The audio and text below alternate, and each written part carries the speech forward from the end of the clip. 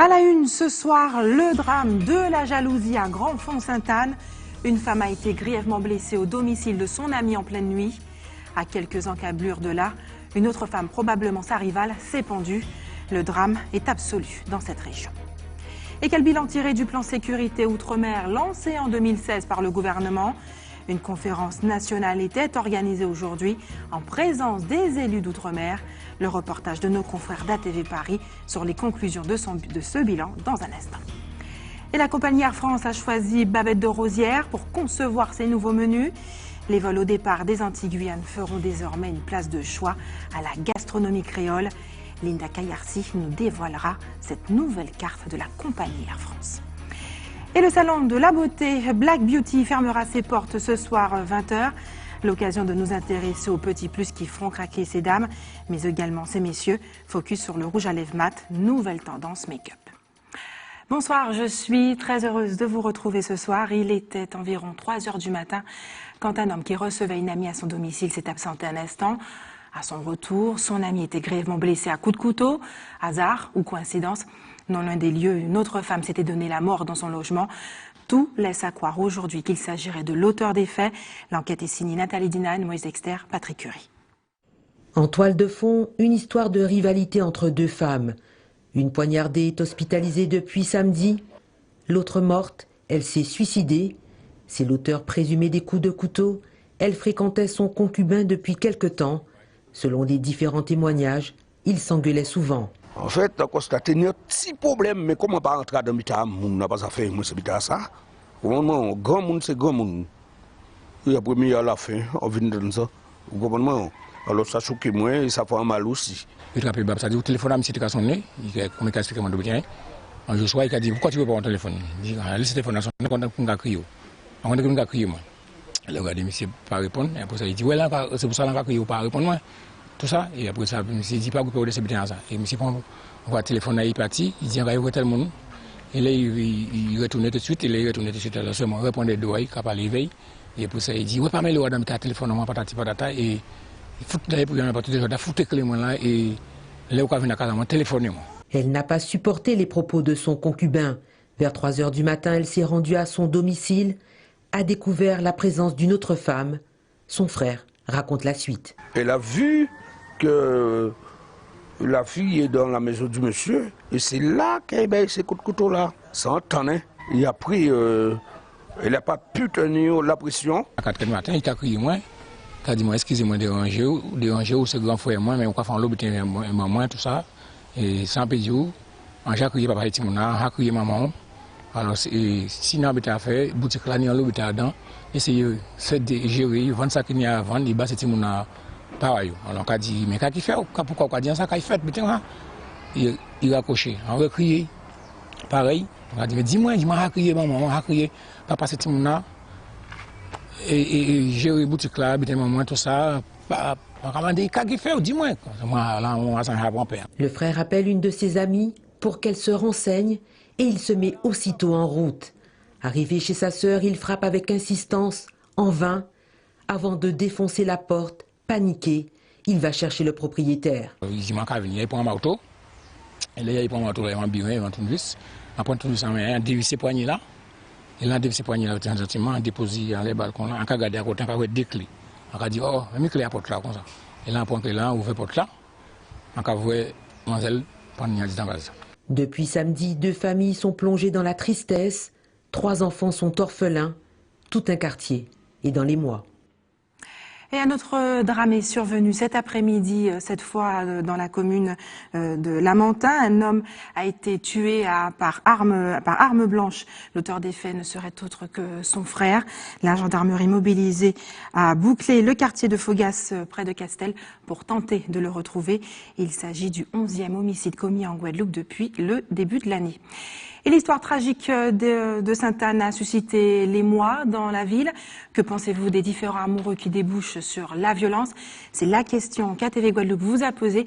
On écoute vos propos recueillis aujourd'hui par Moïse Dexter et Patrick Curie.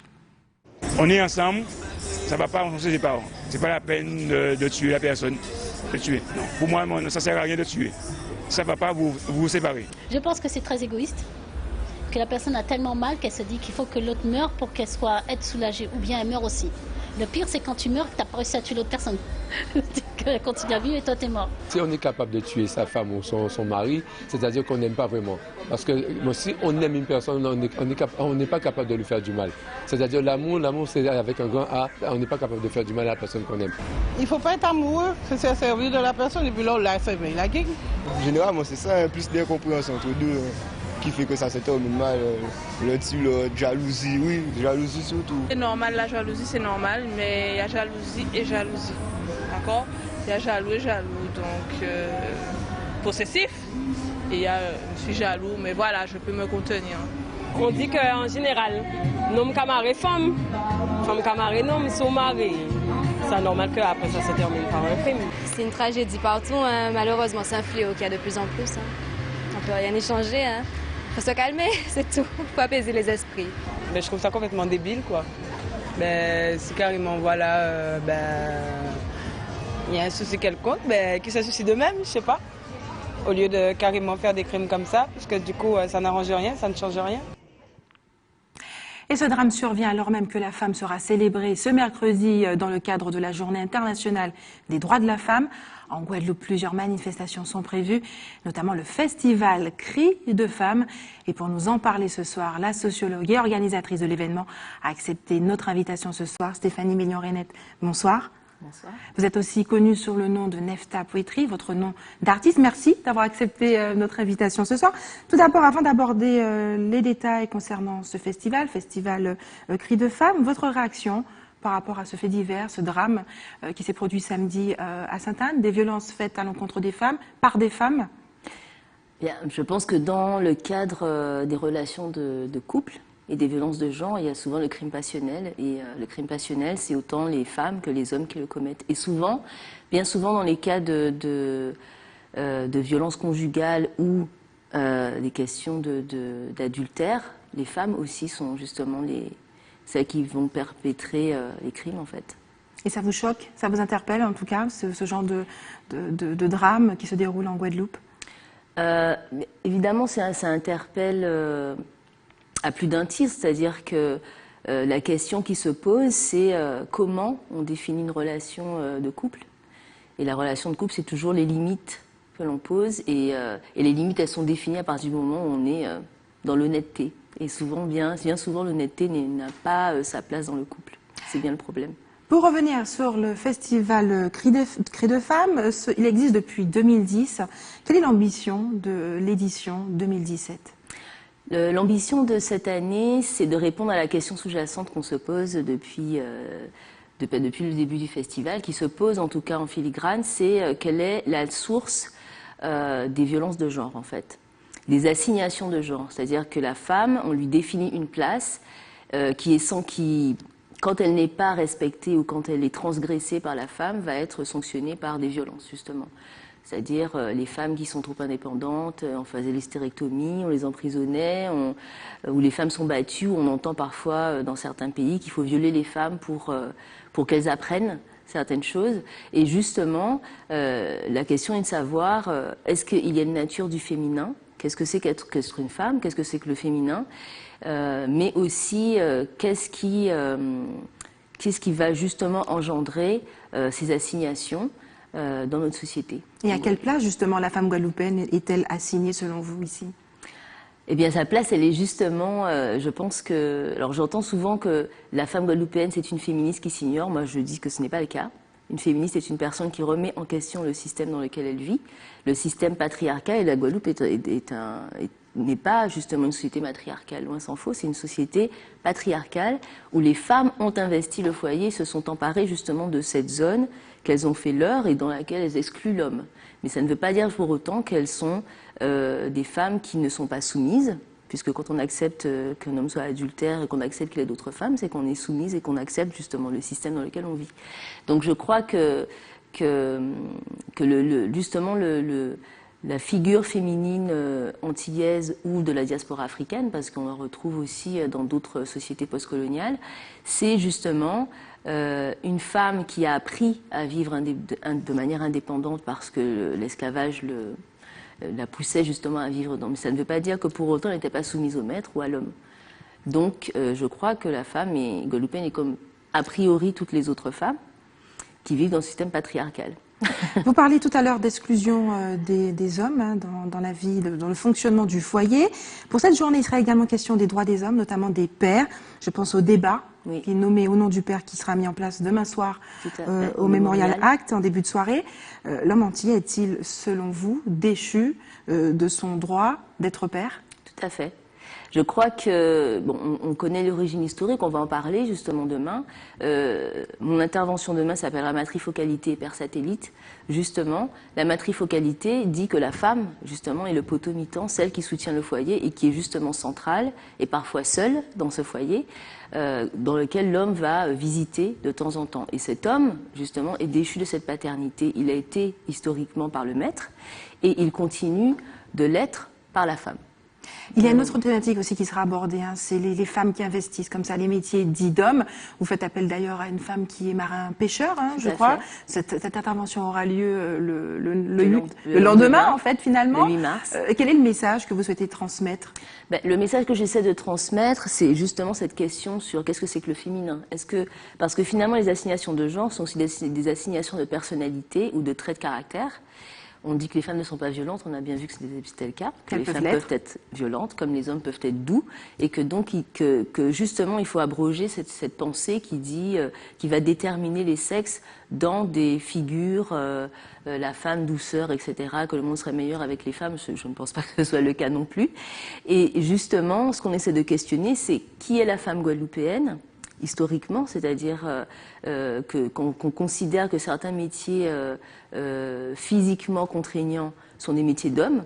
Or, on sait que historiquement, les femmes ont toujours travaillé en Guadeloupe et que c'est une question de classe sociale et non pas de genre, à vrai dire, et que les femmes qui appartenaient aux classes sociales basses ont toujours travaillé et souvent dans des métiers très pénibles. Donc, est-ce que ça c'est féminin ou ça ne l'est pas? Justement. Merci Stéphanie Mélion-Renette d'avoir accepté de répondre à nos questions ce soir.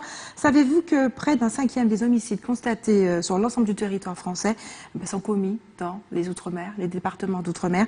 Pour endiguer cette violence, le gouvernement avait lancé en 2016 le plan sécurité Outre-mer. Ce matin, l'heure était au bilan au ministère.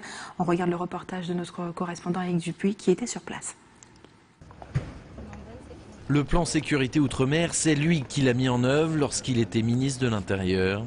Alors Bernard Cazeneuve, maintenant chef du gouvernement, a tenu à présenter ses premières satisfactions. La gouvernance des dispositifs de sécurité intérieure a été perfectionnée partout Outre-mer ces derniers mois. Les synergies entre partenaires institutionnels, les collectivités locales, les acteurs associatifs dynamisés ont été renforcés. En face de lui, les élus locaux qui sont beaucoup moins élogieux sur le bilan du plan gouvernemental.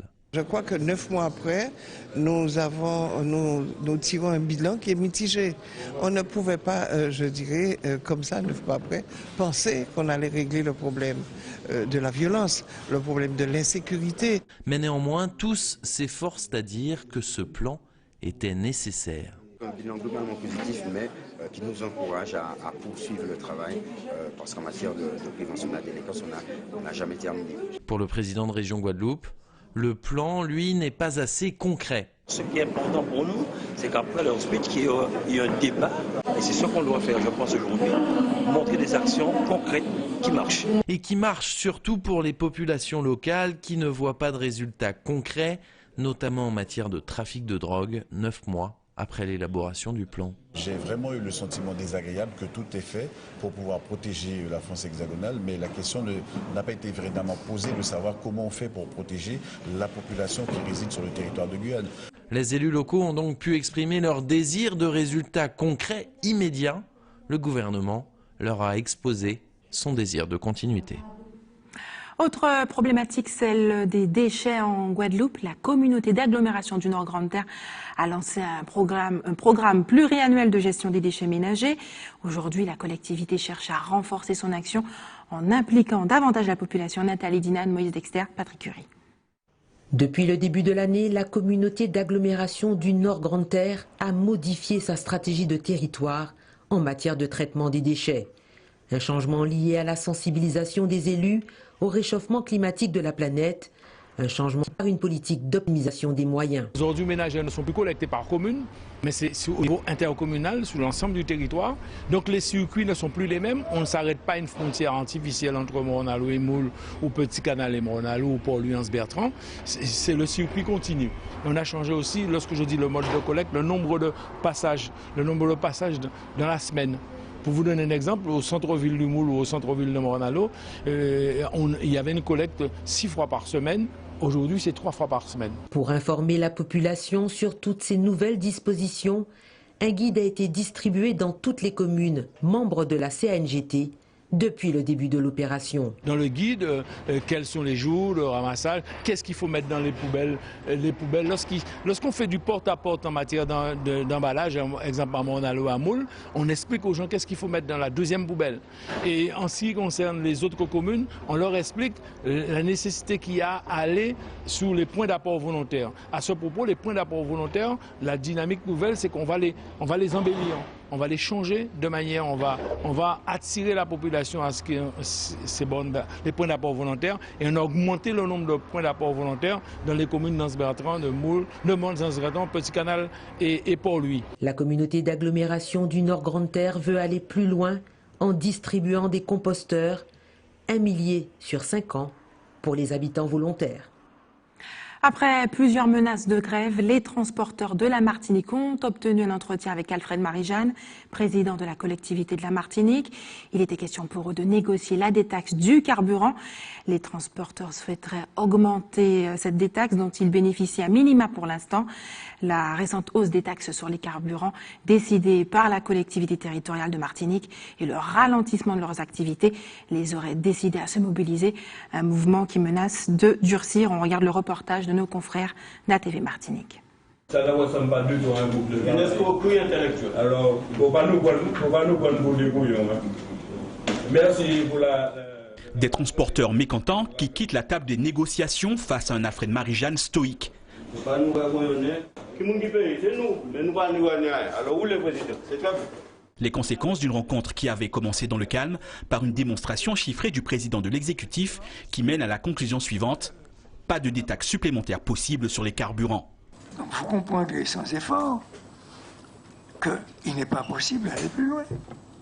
Un scandale pour les professionnels, des arguments réfutés par les transporteurs qui demandent une détaxe sur tous leurs véhicules au nom des taxations faites sur les 50 000 tonnes d'hydrocarbures consommés par an en Martinique. Si on regarde ce qu'ils perçoivent sur les carburants avec l'octroi de mer, c'est un chiffre énorme qui avoisine les 20 millions d'euros.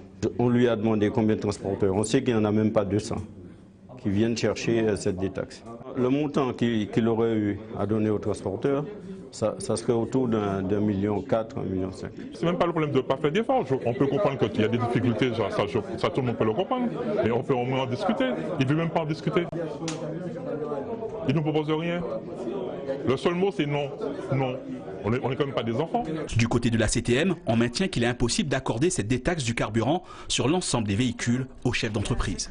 Nous avons effectivement mené une étude qui, là, nous démontre qu'il y aura un impact qui sera beaucoup trop important si nous prenons l'ensemble des transporteurs. C'est un impact financier et budgétaire à un moment où on demande à l'ensemble des Martiniquais de faire des efforts financiers et on ne peut pas, ils ne comprendront pas que l'on puisse effectivement ouvrir la porte à l'ensemble des professionnels. Comme vous le voyez, il y a déjà une détaxe qui existe pour certains corps de métier, et pourquoi pas les boulangers, pourquoi pas les autres après. Difficile d'affirmer si la seconde réunion prévue jeudi aura bien lieu.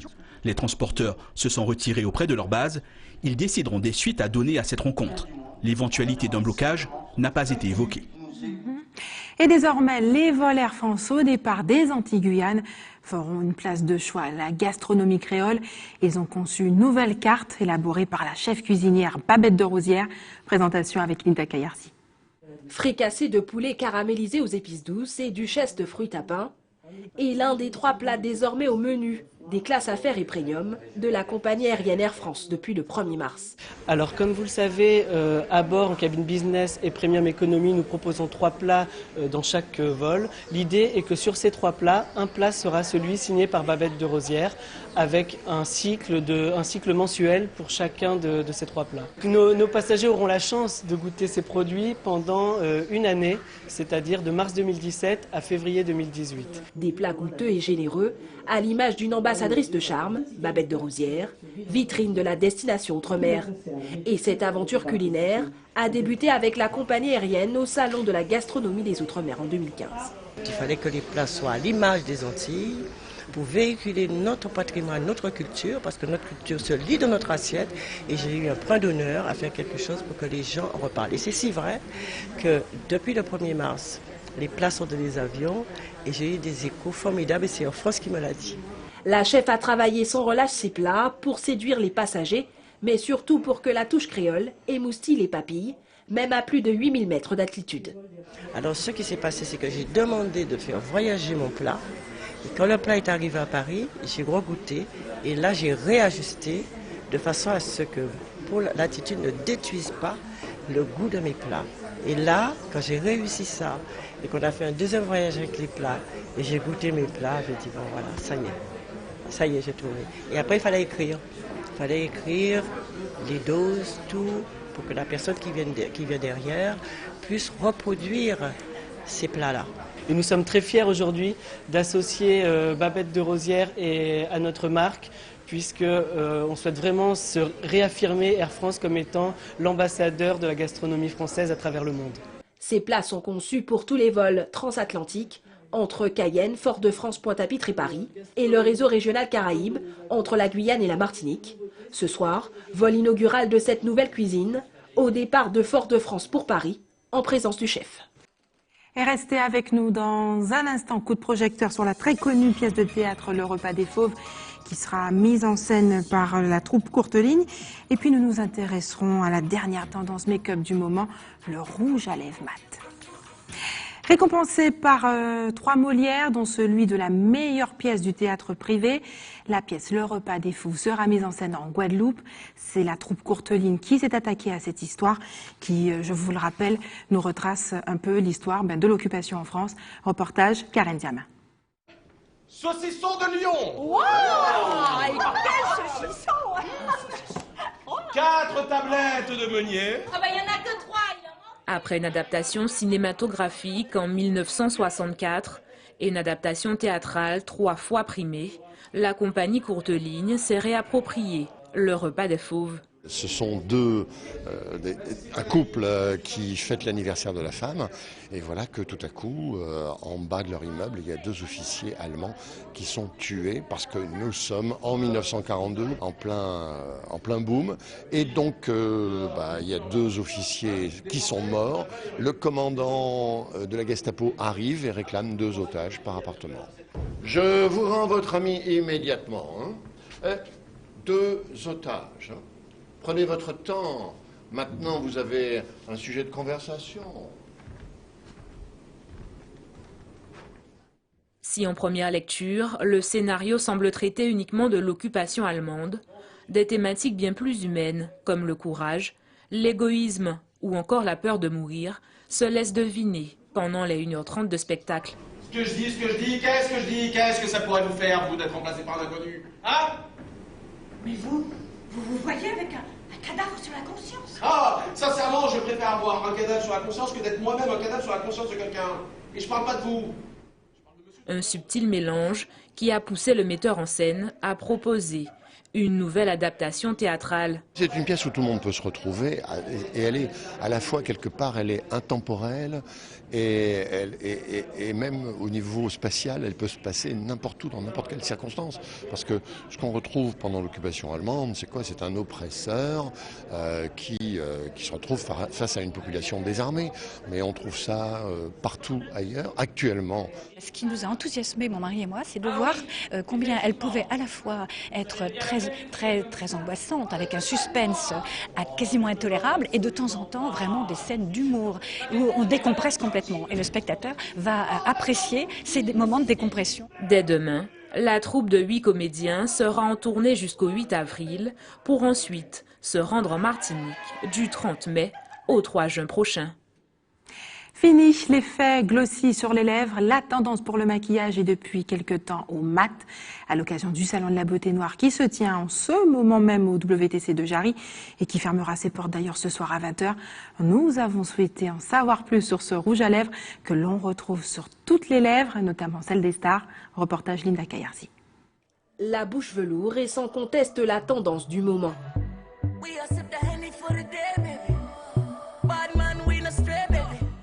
J'ai essayé il y a quelque temps qui ne m'allait pas du tout, mais celui-là, je trouve qu'il me va très bien. Moi, je pense que je vais l'adopter. Je le trouve très joli, je trouve qu'il me va très bien et je suis très fière de mon maquillage. Un make-up glamour que l'on doit au rouge à lèvres mat. On a découvert ça plutôt pour les collections automne-hiver. Et après, effectivement, c'est arrivé aux Antilles très très vite parce que les youtubeuses et tout ça, les filles sur le net, ont très vite commencé à utiliser ce type de rouge à lèvres. Parce que l'effet est tout de suite très très pigmenté, on n'a pas forcément de dégradé au cours de la journée. C'est-à-dire qu'une fois l'avoir appliqué, la tenue est très très bien et ça fonctionne très très bien, la tenue parfaite. Pour l'adopter, il faut respecter quelques règles toutes simples. Dessiner tout d'abord le contour de la bouche avec un crayon, puis remplir la pulpe des lèvres avec son maquillage mat à l'aide de pinceaux pour une application précise. Néanmoins, la règle de base et la plus importante reste l'hydratation des lèvres pour un résultat impeccable. Il est important en tout cas d'appliquer juste avant, soit une huile infusée, soit un baume hydratant, donc on peut trouver en pharmacie sans problème, avant l'application de ce type de rouge à lèvres là, parce qu'effectivement les pigments sont beaux, la qualité est sympa, mais il faut tout de même hydrater. Aujourd'hui, on trouve quasiment toutes les teintes et effets souhaités dans une version mate. Bref, il faut de l'audace. Je pense qu'il faut oser, puis tout dépend de la manière dont on travaille le teint en fait, parce que beaucoup de choses sont possibles. Après, tout est dans l'application et la dose, la quantité qu'on applique tout simplement. Ouais. Donc après, moi je dirais que pour des peaux noires par exemple, c'est très la tendance ce sont les foncés, les bordeaux, avec une petite touche de lumière au centre des lèvres par exemple. Beaucoup de choses sont possibles. En tout cas, voilà, c'est selon les goûts aussi de la cliente, avant tout. Le rouge à lèvres mat est décidément un atout chic et glamour. Et c'est l'heure des informations pratiques maintenant à vos stylos. La Guadeloupe a été placée aujourd'hui en vigilance jaune pour mer dangereuse à la côte. Pour plus d'informations, n'hésitez pas à vous rendre sur le site de Météo France. Et enfin, l'équipe de l'établissement français du sang vous donne rendez-vous demain de 8h30 à 12h30 face au lycée Louis Delgrès du Moule dans le quartier nommé Le Mercier. Et enfin, si vous avez des informations à nous communiquer, n'hésitez pas à nous appeler au 71 2 fois ou à nous envoyer vos communiqués à rédaction@atv.gp. Voilà, c'est la fin de notre édition locale et régionale. Mais l'information continue sur ATV Guadeloupe. Restez avec nous dans un instant, Eddy Planté pour Questions Directes.